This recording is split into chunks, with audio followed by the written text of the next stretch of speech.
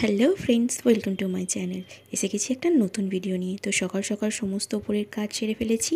এখানে জামা কাপড় এইভাবে করে শুকোতে দিয়েছি, কারণ কি আমি বাইরের দিকটা তাকিয়ে দেখছি যে আকাশের অবস্থা সেই একই মেঘ করে আছে, এক ফোঁটাও রোদ হয়নি। তো ভরসা করে আমি জামা কাপড়গুলো বাইরে দিতেও পারছি না, কারণ ঝমঝম করে চলে আসলে আজ শুকনো কাপড়গুলো ভিজে যাবে। তো তোমরা দেখতেই পেলে, তোমাদের সঙ্গে শেয়ার করলাম, সব উপরে কাজ করে ফেলেছি। করে ফেলে এবারে একটুখানি বসে আছি, কারণ অনেকটাই সকাল, সবে 7:30। স্নান করব।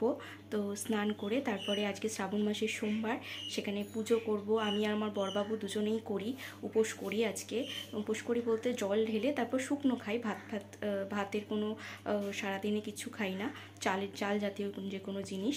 তো এটাই করব। এবার স্নান করে তোমাদের সঙ্গে শেয়ার করব, দেখতে থাকো, সঙ্গে থাকো। তো সবটাই একটু আধটু করে শেয়ার করব। স্নান টান করে আমি আর বড়বাবু একসাথে চলে এসেছি শিবের মাথায় জল ঢালতে।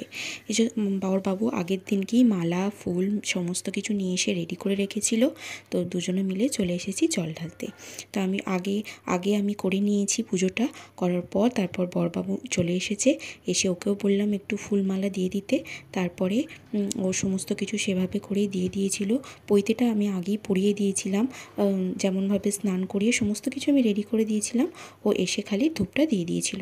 তারপরে গিয়েছিলাম হচ্ছে আমাদের পাশেই আমাদের জেঠিমাদের এই যে মন্দির আছে, জেঠিমা নয়, সবাইকারই, সকলকারই। তো এখানে একজন একটা শিব বসানো আছে, তো শিব পুজো হয় সেখানে।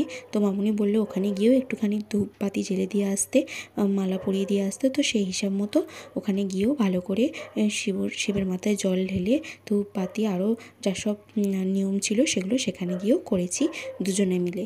তো এসে এই যে সারাদিন তো শুকনো ছিল, এসে একটু অ্যাপেল খেয়ে নিয়েছিলাম আর দুপুরে ডালিয়া দিয়ে শেষ করেছিলাম।